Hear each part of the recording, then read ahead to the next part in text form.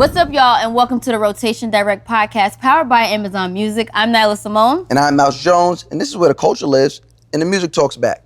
And today we're talking to no one other than Penn Griffey, a.k.a. Bryson Tiller, our premier artist. You already know the vibes. Absolutely. He pulled up live from the studio, so let's get into it. Yes, let's do it. Now, since this is Rotation Direct, my first question for you is, what's been in your rotation lately? Music-wise, right? Yeah, music. Okay, cool.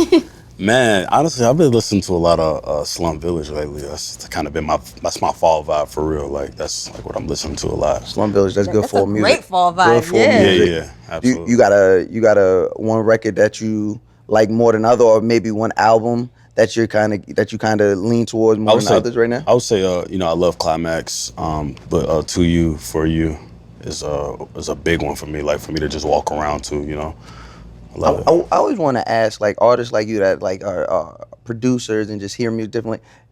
Are you ever able to just hear music?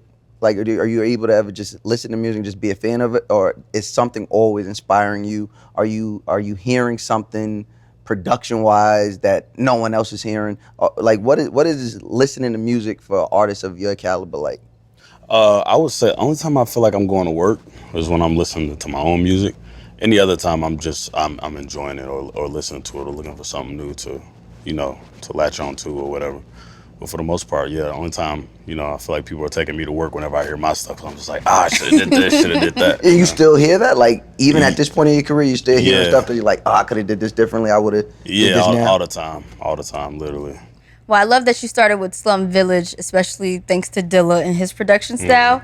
And I feel like with Trap Soul, you kind of came out the gate setting the tone with a sound and a genre. And it's kind of crazy that Trap Soul came out 10 years ago when you think about it. How does that make you feel when you hear like Trap Soul or you think about that time? Like, does it bring back hunger or does it excite you, or like what's the feeling? It's definitely exciting, and I'm just grateful, man, that I'm able to be here 10 years later. People still want to talk to me. People still want to work with me, collaborate with me. I'm still on tour. I'm still able to feed my family with music. Just blessed, grateful, Do you remember that moment, like what that felt like? Like, do you remember, I guess I'm asking, do you remember what the night before the album dropped was like that? Oh, yeah. That energy. Yeah, I was in Atlanta.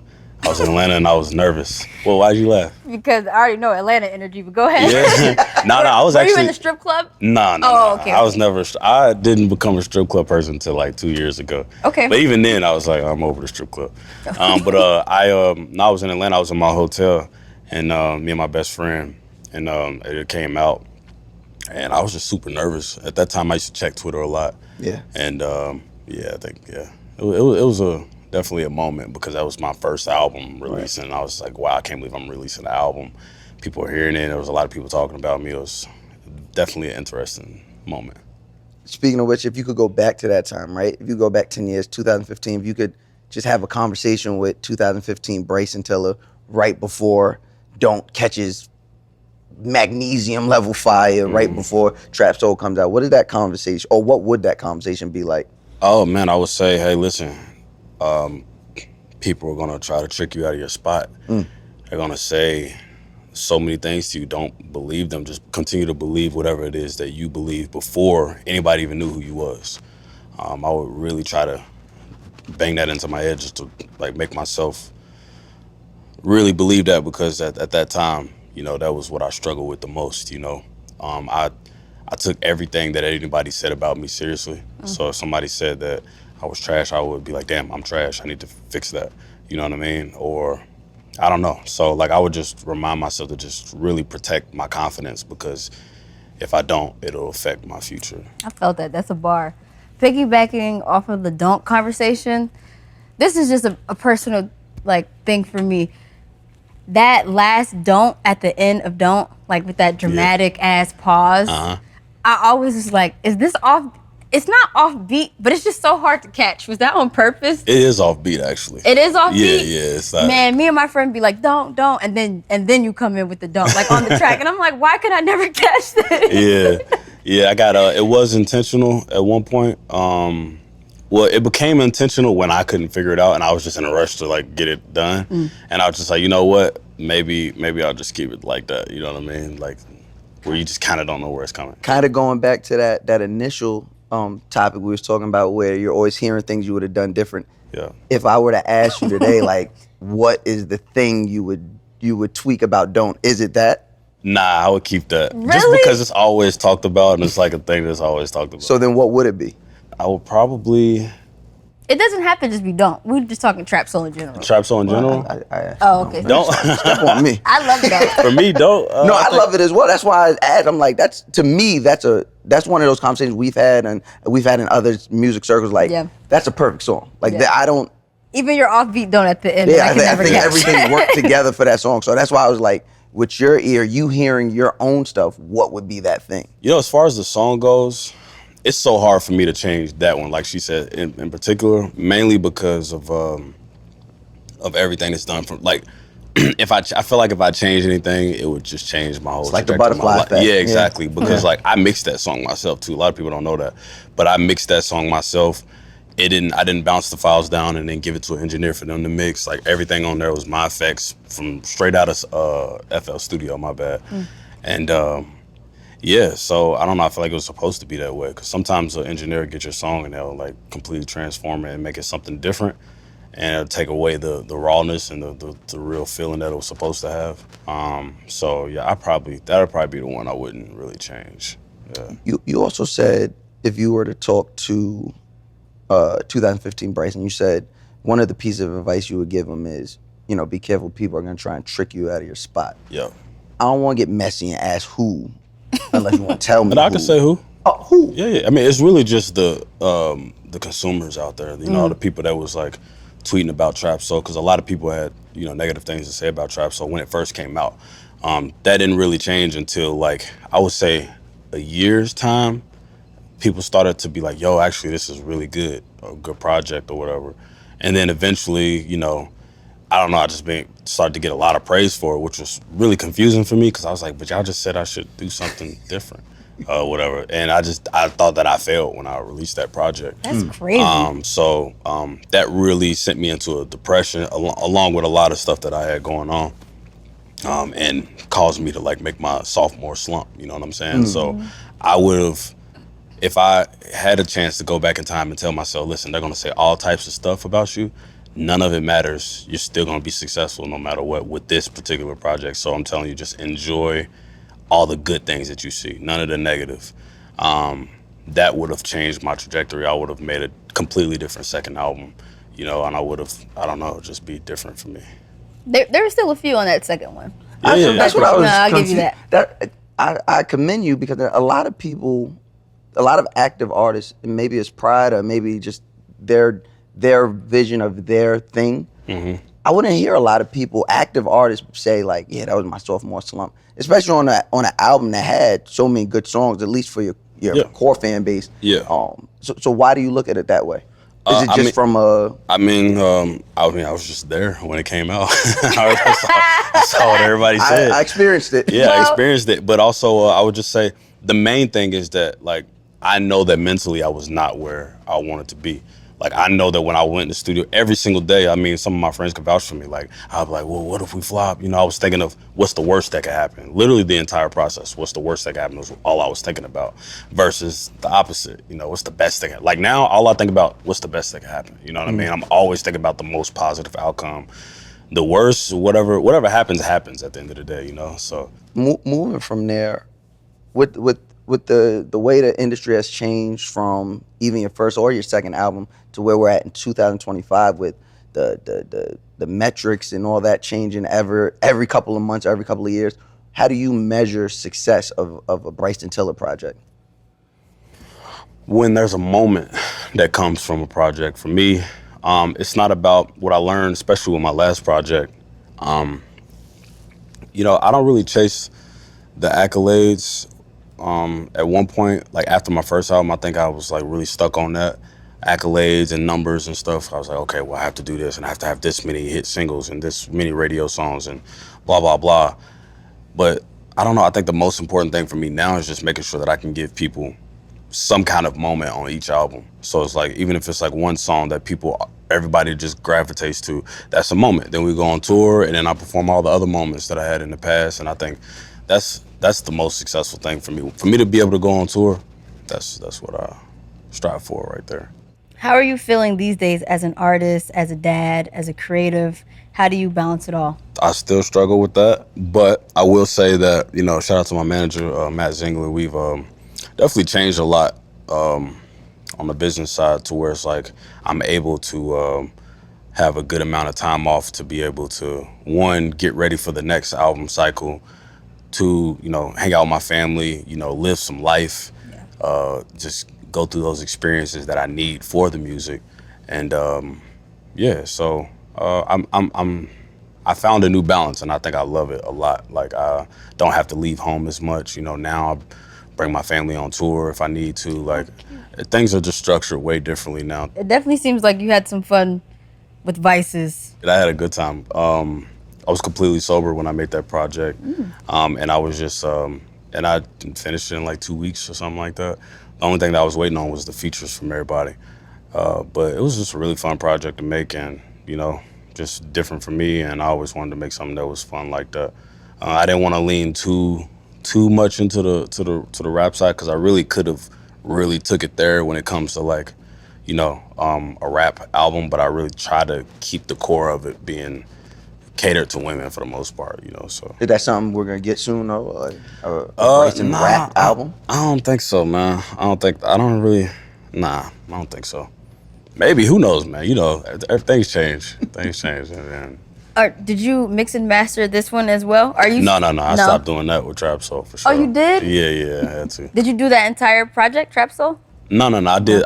I think just Sorry Not Sorry and Don't. Those are the only ones that I did. The ones we were talking about just Yeah, just those. Do you prefer it like that? Well, it depends. I guess it depends. Like, sometimes when I'm just trying to, like, get something out, like, let's say I go in the studio and I'm like, man, I want to put something out right now. I want to give my fans something right now. Like, I'll, like, do a little something, even if it don't really sound good, like, you know, up against these other songs that you hear. Yeah, I just go based on how I feel. If it sounds good to me, if I play it in the car, cool. Later on, if we got to mix it, you know, then I'll do that. Some fans, they be catching on to it, because I remember Whatever She Wants. A lot of people preferred the SoundCloud version of it, because it was like bass boosted. Yes. And then it got mixed, and then it sounded different, you know. Yeah.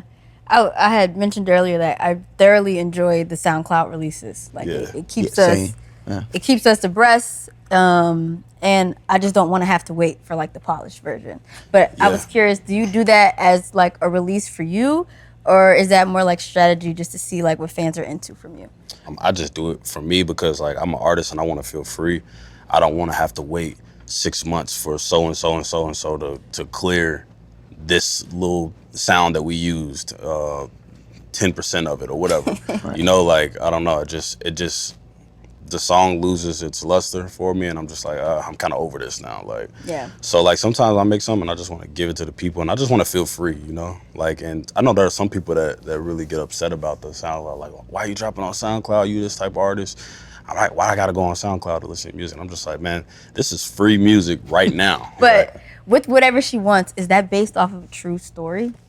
Yeah. What? Yeah, for sure. You can relate, huh? Yes. I know you be tricking.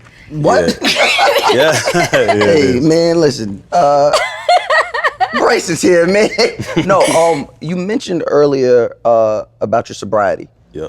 Is that something is that just something you were leaning into for the creative process to clear your mind, or is that a lifestyle goal and intention? Both of them. I think I really needed it for the creative process, because when I was making, this is, you know, a double album, and when I was making the first part of the album, which is Solace, I was doing all the vices, you know what I mean? And I was like, okay, you know what?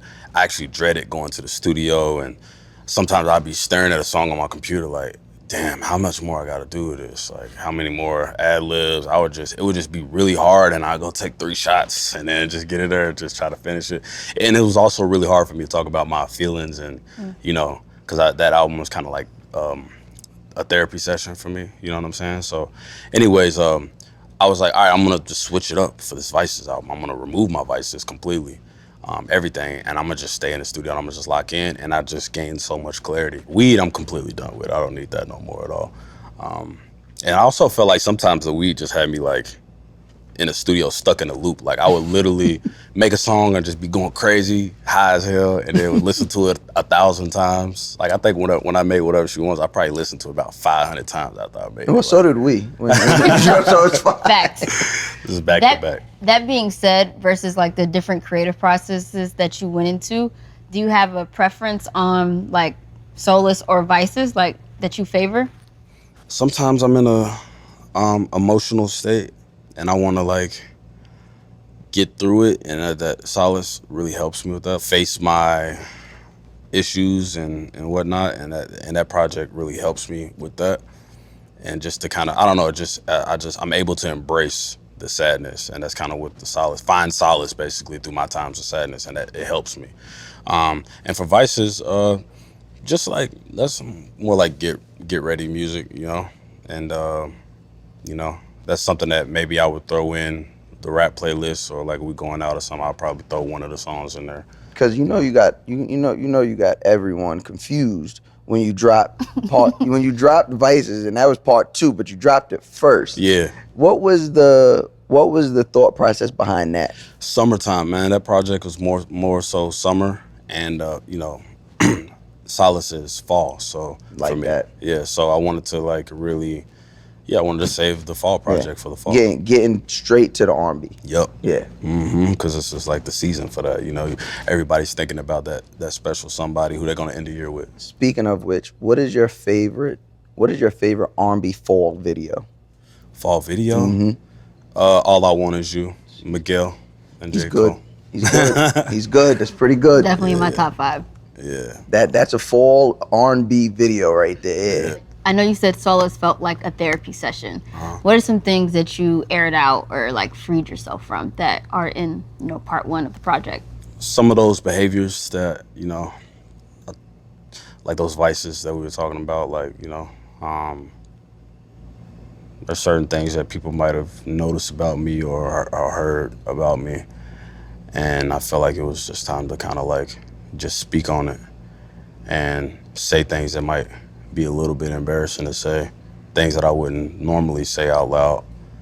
And you know, I just felt like it was important to share. Like I really wanted to treat it like I was like sitting on the couch, and whoever the listener was like my therapist, but they couldn't say anything back, and I just would just go on a rant, basically, you know. Going back to Vices, did you intentionally go for like a deliberate Florida sound? Because you got T-Pain, Rick Ross, Boss Man, Plies. Like, was that the feel you wanted to give? Were you trying to go for that Florida, Miami, South Florida feel? Absolutely. You know, I really love Florida artists. You know, they inspire me, and you know, I experience Florida all the time, and I'm excited for my next album because that one's like really my real.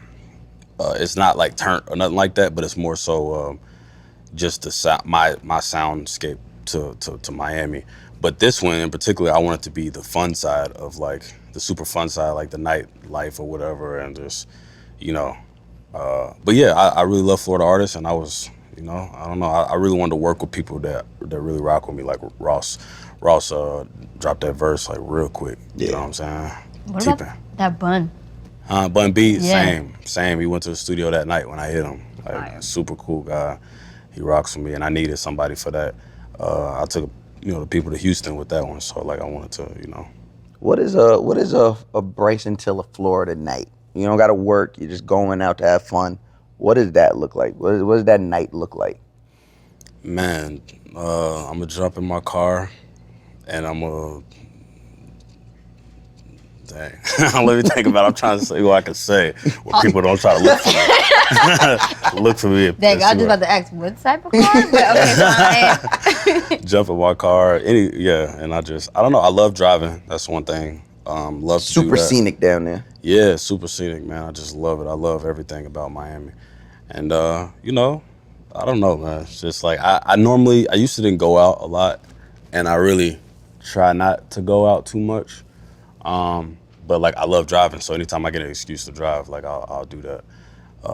And just go out and hear some music. But you know, I'm trying to find a spot where it's like I can hear something other than rap music for once, because I feel like everywhere I go, it's like Especially when you walk in, they gonna play your stuff. So yeah, like I just want to hear. I don't know. I really love a lot of 80s stuff and 90s stuff. So New Jack Swing. all of that, you know. I don't know. I just want people to like some of these DJs to kind of like just play something other than every trap song that they can think of. oof. He ain't coming from me. No, I'm just saying. I'm not saying. I'm just saying. You might want to tell the DJ community. Yeah, no. You just gotta go to But the right because I just spot. feel like people, you know, some people go out and they might be going through something and they want to maybe fall in love or something, you know, or just see somebody and just, I don't know, be inspired. And I feel like it be the bottom of the night and they don't even play no R&B. Like, I feel like back in the day, they used That's to. a tough the night. Jesus. Yeah, it's just like, damn, bro, we just got to hear. Yeah, just for the whole night. And I got to walk out. Like, I get it in the strip club, 100%. By all means, do that, you know. But, you know, at these other nightclubs and stuff, it's like, if you're not going to play no R&B, do that. Some of my favorite rap music is R&B infused, you know. Like, Biggie had a lot of R&B in his raps, you know what I mean? Like, Jay-Z had a lot, you know, for real. Like, it's just so much great rap music that has R&B infused in it. And I don't mean just like with a singer on the hook. You're I mean, talking about just the influence, whether it's the sample, yeah, exactly. the And I cadence, just feel the like hook. that it's great. And I just feel like we need more of that, for sure. Where did you draw inspiration for Silas when it comes to the artist? Me, for real, to be honest with you. Honestly, no, like Trap Soul, to be honest. Like, I was just thinking about that and how vulnerable I was on that project. I would say I'm probably a little bit more vulnerable on this project because I was like, okay, let me just be vulnerable. Let me not be afraid to say something because this could help somebody, you know? There's a lot of times where I've like been like, okay, I'm not gonna talk about that. I'm not gonna say this, you know? But I was like, why should I do that? So like, I was really just drawing inspiration from me, from, you know, the, you know, old producers that I used to work with, stuff like that, yeah. Because it's funny you say that, because listening to Trap Soul, listening to all the other projects, and now you talk a lot now about, you know, being transparent and vulnerable. And you were super vulnerable on Don't. And then we kind of, naturally bring it up, we did kind of miss that. Some of that just became, he's making great music. Yeah. What would you lend, or what would you say is the reason why you kind of reclused a bit, or stopped being so vulnerable in the outputtings between Solace and Trap Soul? It took a lot of energy out of me for people to just be hearing about my life. Have everybody in your business. Yeah, it's just like people read my diary or something, and I just felt like that was strange. And I was like, man, how do I get away from that, you know? And I started, for my last album, the Bryson Tiller album, I started working with writers. And, you know, it was cool to like sing some of their pain and their frustration, because especially the stuff that I could relate to. But, you know, I started to realize I think a lot of people want to hear, kind of do want to hear an update about my life and what I'm going through, you know? Are you overdoing that? Nah, you know, actually, like I said, it was hard for me to do that project, but Vices helped me be like, all right, cool. It was cool to talk about it. But then I kind of did talk about it a little bit on Vices too, but just more so in a fun way, like almost like I'm over it. Like, I'm over everything that you just heard me say on the first album. Now we're having fun and we're not worried about that no more, you know? But like I'm still gonna, like my next album, I'm definitely bringing that vulnerability to that album. Is it freeing? Huh? Is it freeing? The next album? Yeah, like is it freeing, like being able to talk overall, about it? Yeah, it is. It is. I definitely feel better. Because there was a lot of times where I would just be nervous. You know, it might be a relationship or something that I was like, I can't say certain things because maybe that person didn't want me to say certain stuff. So I would just like be like, all right, I'm gonna keep it very neutral. You know what I mean? And I'm gonna just sugarcoat it as much as I can. But it's just like, people know the difference, man. They can feel it. So it's just like, why do that? Like, why not just be real? You know what I mean? I ain't gotta be like, you know, the issue with my second project was that I like, one of the issues was that I said probably a little bit too much. You know what I mean? but that was why I was called True to Self. True to Self. That's what I was I about to say. was just That's like, the name. I didn't even know where to go creatively with my second album. So I was just like, you know what? I'm just gonna literally just lay it all out there, because I don't know. This is my life. The cover was inspired by, like, I think was like a show on MTV or something called True Life or something like that. And I was like, yo, this is just what it is right now. I don't know where we're going with it, but this is what it is right now. And I was going through a lot, legal stuff, and just, it was crazy. So, I think that's why I like the album so much. Like True to Self is my second favorite album from yours. And I think because of what you just said, I think that kind of made sense for it. Because like, all right, here's my life. This is just what's going on. Yeah. And like following up Trap Soul, which was so vulnerable, but like pointed, where it was kind of like, I'm feeling like this today. And then by the time you get to that Faith Evans sample and it's like, oh nah, you know what I mean? Like there was so much, so you went through so much in one album.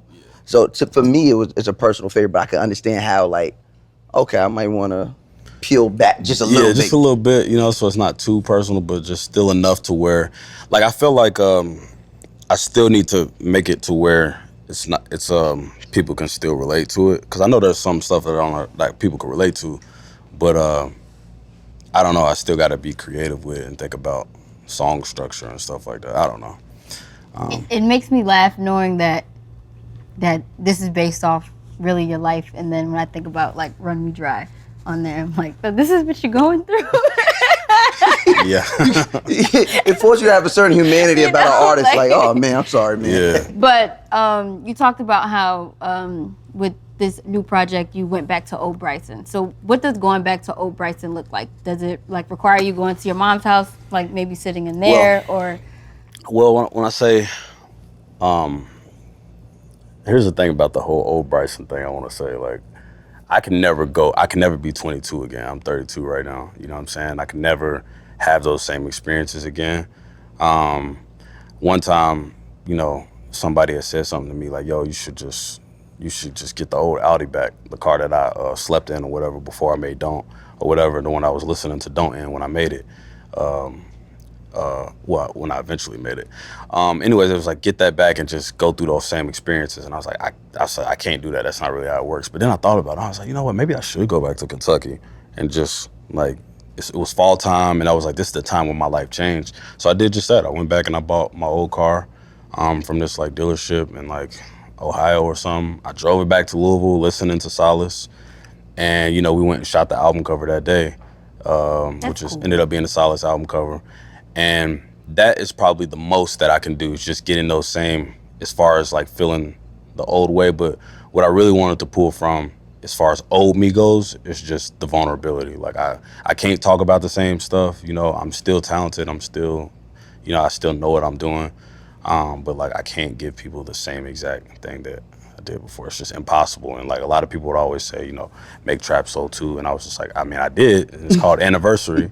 I just called it Anniversary. You know what I mean? But also on that album, I even took songs from that didn't make Trap Soul, put it on Anniversary.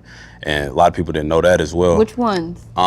Sorrows. Oh, was supposed to Inhale? Not Inhale. Oh, okay. Sorrows, Next to You was originally meant to be on there. 7 o'clock was kind of that was supposed to be. You could hear 7 o'clock early on Trap Soul. So there's a couple joints on there that I was supposed to use on Trap Soul, but I never ended up finishing them or whatever. So I literally, and there's a lot of time references on the Anniversary album and letters that I wrote to my fans, like on Timeless Interlude. Those were songs that were like letters to my fans, like, hey, I cannot go back in time, you know, and do this. Even if I go back to the old hard drives, there is no recreating this first album, and I need y'all to just accept that. Right. But this is quote unquote Trap Soul 2. We're gonna pay homage to Trap Soul with this Anniversary album. Why you just didn't call it Trap Soul 2? Because I mean, that's suicide. Like, all It was too much pressure. yeah. Too much pressure. And I don't really do sequels. You know what I mean? Okay. I did do a sequel to my mixtape called Killer Instinct 2, but that's a mixtape, so it's just like that's like a tradition for you to do 2. You know, a sequel or trilogy, whatever. Like that's just completely normal, and that was like fun, where I'm just rapping over other people's beats and shit. So a lot of people believe that, specifically black men, a lot of people believe that when black men turn 18, we become a man, right? And just talking to you discussed being 22 when you went through everything you made during the time of like some huge success. yeah. What was that like? Like, obviously you can't compare it to not having the success, but like, what are some of the things you might have stepped over, fell into, just maturing as a black man from the age of 22 to now 32 with this immense success? There's so much, man, that I could the list I could go down. Some stuff that's like probably super personal. I gotta say the confidence thing is like the biggest hurdle that I had to get over. Just like really just believing that, I don't know what it was in 2015, where I just really just believed I was that guy. I think it was like damn near false confidence or something. I don't know. Like it was like I put on, you ever seen like Mike? Like, you know what I mean? It's like you put on the J's? Something. Maybe it was the hoop earrings, I don't know. But like something gave me some type of superpower where I was just like, I'm him. You know what I'm saying? And I just believed that. And then once it came out, you know, I feel like my superpowers were stripped away from me. You know what I mean? So I had to figure out how to get that, you know, a Space Jam reference. I had to figure out how to get that magic back in the ball, you know what I mean? So I could get back to being. You had to make it to Moron Mountain. Yeah. So right now, I got the magic back, and I'm happy. I believe that I'm him, and you know, I trust myself when I get in the studio 100%. I don't have an ounce of self-doubt. Fire. And I no matter what anybody says, they could be, you know, they could say that, yo, man, he's washed, he's terrible, he'll never make nothing. Like, none of that even matters to me, because I'm just like, I know what I'm doing, you know, and I know if you put me in the room with any of the best artists that you could think of and give us all the same beat, I know that I'm gonna come out the studio with something that's just as good as whatever the hell they do, you know. So salute to you. I really respect that, because you put in the work, highs, lows, and you keep going. So that's really dope. But you have been in the game a while now, and you've worked with a lot of legends. Is there any conversations that you've had with a peer or OG that like really stuck to you? Yeah. I've had some. You know, I'm on tour with Chris Brown right now. We've had some personal conversations. He just shared some stories with me. I won't repeat those, but like they've definitely helped me a lot. Realize that, like, damn, you know, other people go through shit too. You know what I mean? Like the same stuff that I've been sitting around thinking that I'm just like, it's just me. I can promise you, like, I don't know. I just feel like a lot of us, sometimes we feel like it's just us who's going through that specific thing and nobody understands, but there's always somebody who understands. It just may, you know, the people who have already gone through it they just got over that hurdle, and they're just, you know what I mean? So yeah, there's a couple people. I can't really pinpoint too many things yet. But I like that, and I like that Chris is doing that for you, because now you're doing it for us with the vulnerability. So I guess it's all transferring. Energy. Yeah, absolutely. Now, you've been super intentional about how you drop music and when you drop music, even like we just talked about, whether it's going through the label, going straight to SoundCloud. What has being able to separate those two, what has that done for your mental and for your peace and maintaining your peace and how you want to continue releasing music? A whole lot, man. We was working on the BTA album, the Bryson Tiller album. I was a little burnt out from making it because we had went through so many different we made a lot of amazing songs, which we ended up giving to the fans. A lot of people still don't even know those songs exist, but we could never get them clear. So it's like, okay, we gotta go back to the drawing board and delete half of the album and just make more stuff. And it took us a little while, and I got so burnt out to the point where I was like, you know what? I'm tired of this. I'm about to go to Miami, and I'm about to just do my own thing. And I'm not thinking about no sample clearances. I'm gonna just go down there and make a new mixtape. Me, no writers, no nothing. And I started, you know, we talked about Slum Village earlier. I started I had created this alter ego called Slum Tiller. And I was like, yo, I made a mixtape series called The Slum Tiller, and Volume 1 was fun, and people was really liking it. That was when we talked about the strip club. That was my first time really being in a strip club. I was in there, and then I was starting to realize what some of the girls in there, the dancers, were liking. So then I went to Volume 2, and I made it, and then that's where we got Whatever She Wants. Got it. So after I seen the success of that and how people was enjoying it, I was like, you know what, like, dang, like I kind of just need to just trust myself for real, just do me. So like that really helped because it was freeing, like we said earlier, like, so. And I feel like you're one of the, I won't say first, because everybody's found a way to connect with their audiences, but I feel like your audience, more than most, feel like a bit more entitled to you just because of the SoundCloud era, and you were responsive in communicating with them. So if there's anything that you would want them to understand about your process, what would it be? I do want my fans to know some, because I know that an interview I did recently got some people thinking that I'm just gonna walk away from music forever, and that's like never the case. No matter what I have my hands in, like what career choice I go with, like I'm gonna always be involved in music some way, just because I was given a gift from God and I'm really good at it and I've worked hard at it for so many years that, like, whether it's a movie or whether it's a video game, which I'm also working on, like, you had everybody scared. They thought you was Yeah, gonna walk away from music and start building video games. I was one of those. well, I am doing that. I am making. But you're not walking away from music. I have to make music for the video game too, Damn. you know. But I'm also like, you know, I'm with RCA, and you know they've been great to me over my entire career. I've been signed to them the whole time, and yeah, man, I got tons of music, and I just want to give people music. You know, it sucks the way the music industry is now, which is why I'm making this game called Brutal Industry about the music industry. But like, I feel like now it's so crazy, because it's like I could have, let's just say I have 100,000 fans on social media that follow me and love my music, but you know, social media tells me that I have to pay so all 100,000 people can see my music, which is crazy to me. I just think that's just ridiculous. Nothing's the same as it used to be. Right. And I'm trying to get with the times, but I'm just like, or they'll tell me that I gotta make some content that's worthy enough for people to see. When it didn't used to be like that at first. It was just like, if I follow especially for me, like what I follow on social media, if I like it, if I like what they post, I wanna see that every time I get on social media. Right. I don't want to just see it whenever they have when they have high interactions or whatever. Like, I want to see everything that they post. I don't care if it has low interactions or high interactions. So it just sucks for the artists these days, because like now it's like it's all content. Have you always wanted to get into video game development? Absolutely, yeah. It's my first love, actually. I'm just at the very core, I'm just a storyteller, and I like to tell stories, whether it's through comic book, video games, personal narratives in high school, and music. You know, music was the thing that I did in high school later on. Whenever I found out, you know, it made girls start liking me a little bit more.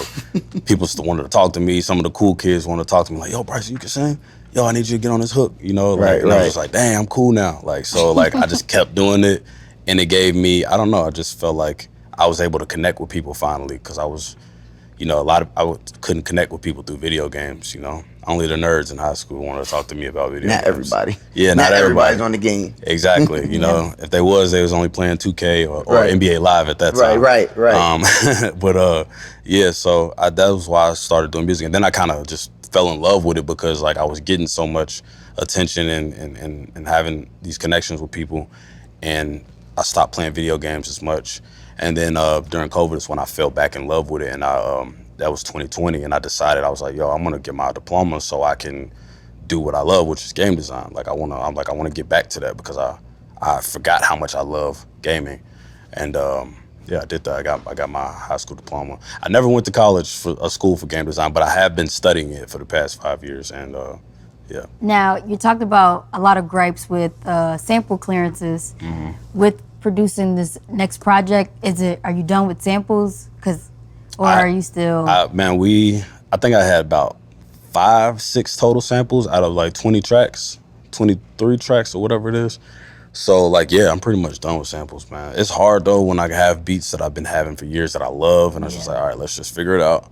But like, nothing's worse when they tell you got to replay something, or somebody's like, hey, we're just not clearing it. And I think I've been in a situation to where it's like, we replayed a sample, and they was like, nah, you still can't use it. And I was just like, how? Like, how does that work? Like, this ain't even your song no more. Nobody's even gonna know that we sampled you, you know? So I don't know. I just think the whole sample shit is just.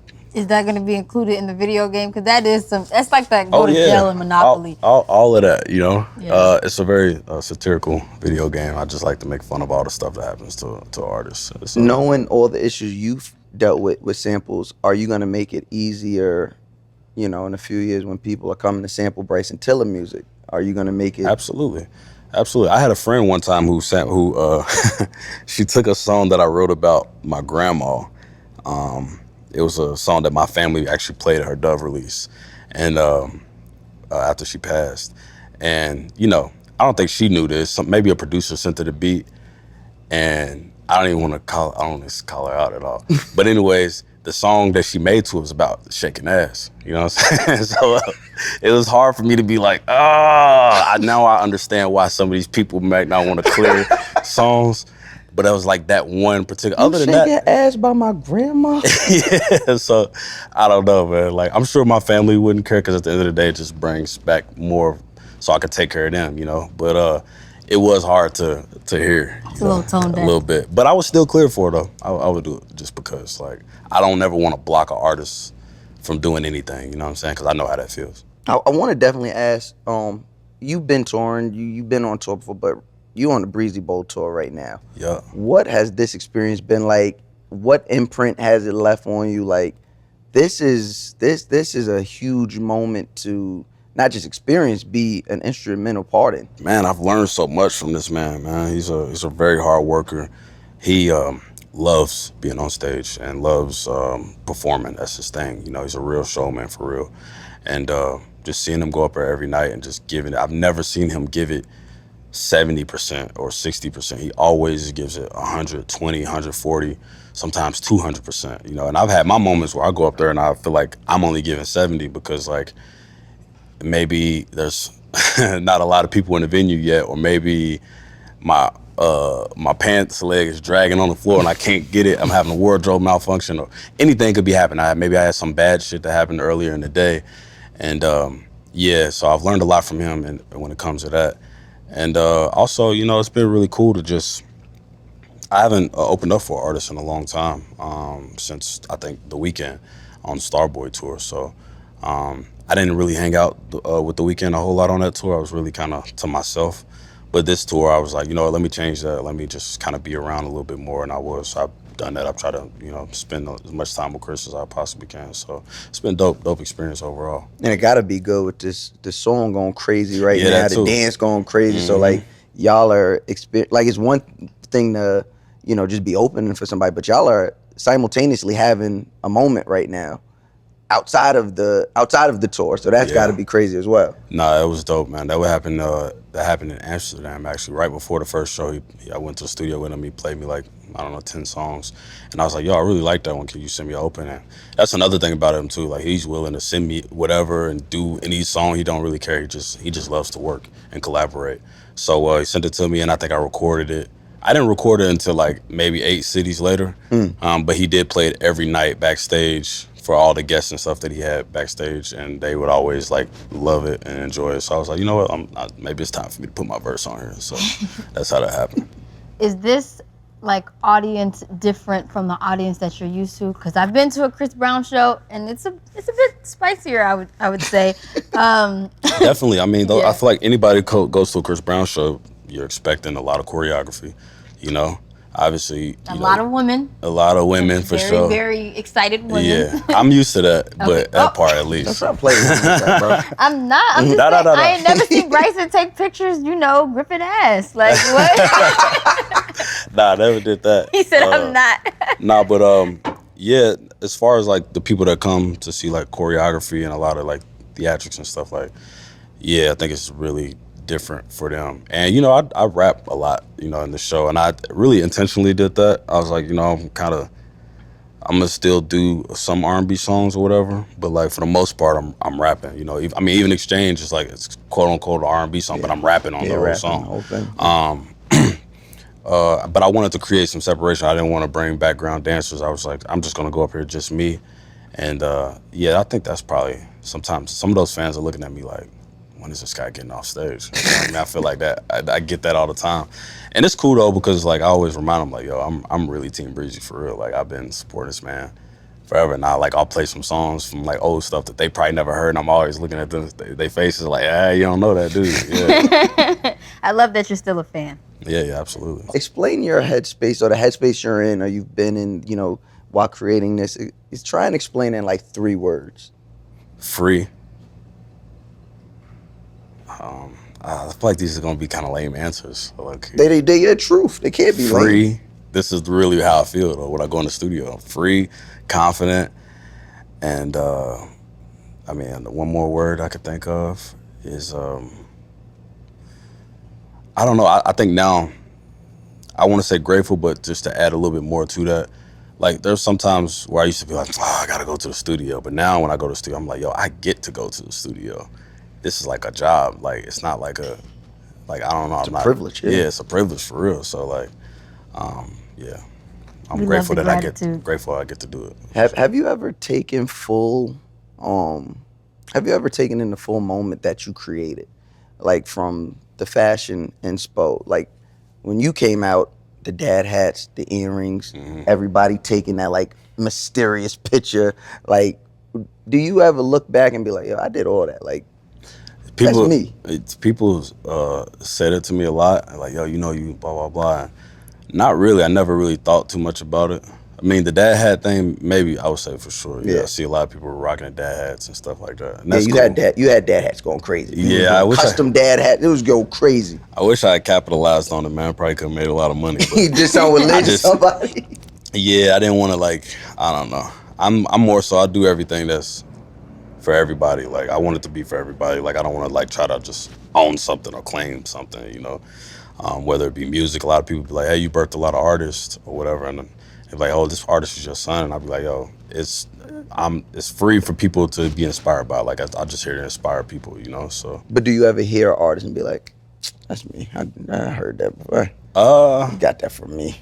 Nah, I don't really do that. You are lying. I swear to God, I don't do that for real. Like I'll hear certain stuff because I've gotten so many things from other artists. So it's like, if they got it from me, they also got it from, you know what I'm saying? Well, you were inspired by. Yeah, so it's like I can't really say that they got it from me because I got it from other people, you know? Bryson, huge thank you for kicking with us on the premiere of Rotation Direct. Another huge congratulations on Solace and The Vices. And for y'all at home, that's a wrap on this episode of Rotation Direct. Huge thanks to Bryson Tiller for sharing the mic and a few memories with us today. And we'll be back in the booth real soon, so make sure you're subscribed and don't miss what's next. Y'all already know. Stay locked in. Stay in rotation here only on Amazon Music. Peace.